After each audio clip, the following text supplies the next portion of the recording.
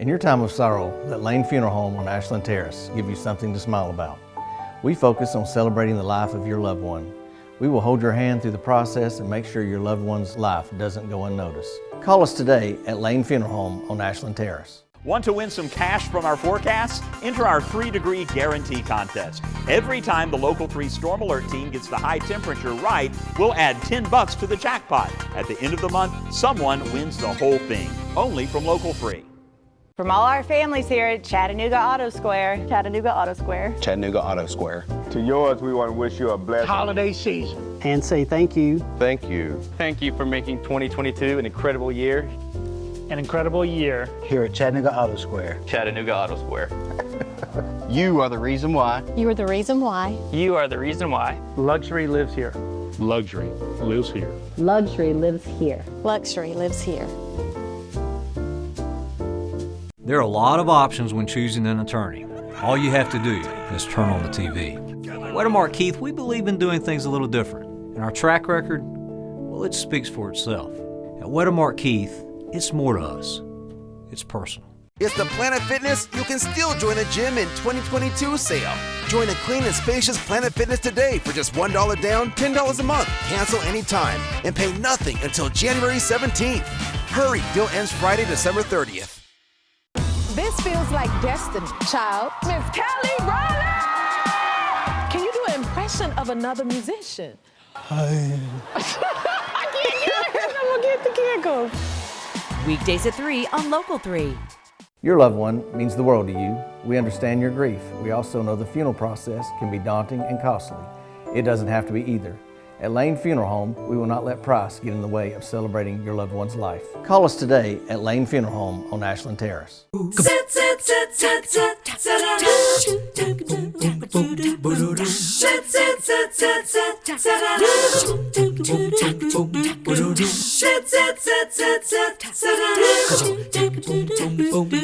Good morning. It is the Christmas weekend. Hopefully you're spending time with family and friends and reminiscing on this most nostalgic of days of the year. We're feeling a bit nostalgic this morning and sharing the hour with our good friend Linda Mines, Hamilton County historian and just great friends. So good to see you. It's so good to see you. Christmas has to be a favorite time of the year for everyone because families are together telling stories. So we wanted you to tell us some stories because just like families are rich in their history, you know Chattanooga's, and we thought it would be fun for you to kind of take this hour with us and walk us through some memorable Christmases in Chattanooga's history. You had a hard time choosing how to narrow it down. I did, because there are so many points that you can look at in the history of our county, the history of the city, the history of just the county seat moving from place to place. So Birchwood friends, don't be upset with me if I don't get your story told. Okay, you wanted to start though, when you had your choice, with Christmas of 1918. Why? I do, because I think Christmas of 1918 brought the city together because World War I had just ended, the Great War as it was known then. So many sailors, soldiers had left from Chattanooga to get involved in the war, and the armistice occurred on November the 11th. And so that Christmas of 1918, families were waiting with eager anticipation, not just for Santa, but for their sons and husbands and grandsons to come home. And the stories that come from that are just absolutely amazing. Are there any, like, when you talk about that, the stories that come from that, I'm guessing you know many of them. Well, and I have heard so many of them, and I've heard of those who the sons came home. I've heard those stories of the sons whose bodies came home. And that in itself, you know, you look at Chattanooga and you remember the number, over 100, and think about it, our involvement in the Great War didn't begin until April of 17, and it's over by November of 18. If you allow time for mobilization of forces, we really were only in the war for about a good year of fighting, and yet over 100 young men from the Chattanooga area lost their lives in that war. Wow. So that Christmas of the war being over, you know, you have the celebrations of here are the men that are coming home. Here the church bells are ringing all across Chattanooga. There's stories of people standing on the ridge and hearing the bells downtown. and at the same time hearing the country church bells off to their east, tolling the fact that the war is over, the holidays are coming, we're celebrating the way we always celebrate at Christmas. We're celebrating the boys who are coming home, and yet we're reminded that the things that are most important are family, freedom, faith, and those young men who had lost their lives in the war, that cost of freedom was so strong. You know, 1918 really is the first time that you have not just newspapers, but other ways of communicating so clearly. Right. And the stories spread quickly. Well, and you and I have been chatting before the cameras began to roll about, you know, churches in Chattanooga, and many of your downtown churches, St. Paul's Episcopal, Second Presbyterian, used to be in different locations than they are now, but always in close proximity with each other. If I'm right, it wasn't until after World War I, the Great War, that Memorial Auditorium was built. It is, and in fact, you know, so often people forget that that was the city's response to the loss of those soldiers, because it is Soldiers and Sailors Memorial Auditorium. Correct.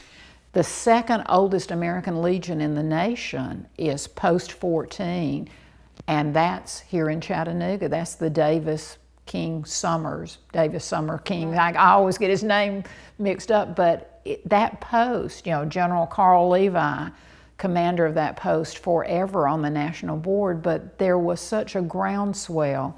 You know, we talk about Tennessee as the volunteer state. World War I, that 1918 Christmas, the number of marriages the next year in 1919 in Tennessee was significantly higher than anything the 20 years prior. Really? Because of soldiers who didn't want to get married before they left, but came home, and how better to celebrate returning home than to marry your sweetheart. I mean, we think about Alvin York does exactly that thing. Yes. And comes home and marries Miss Gracie. And he was how old?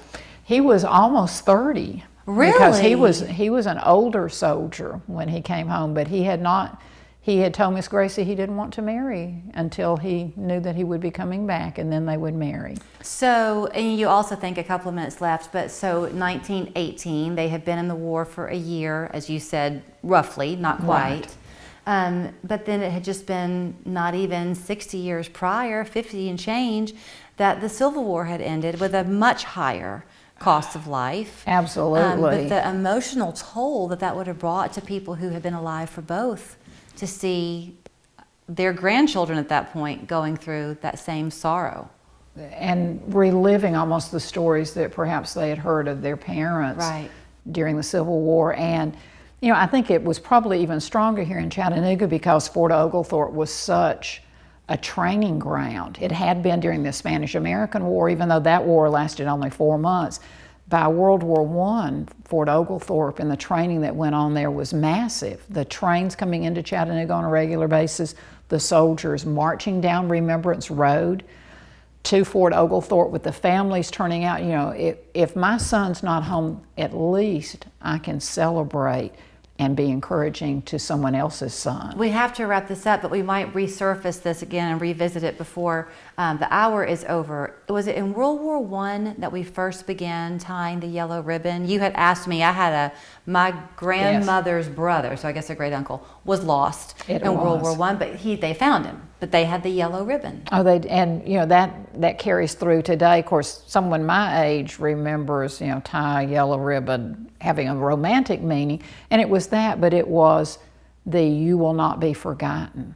Until you come home, this ribbon will be tied, whether it was a post on your porch or around a tree in the front yard.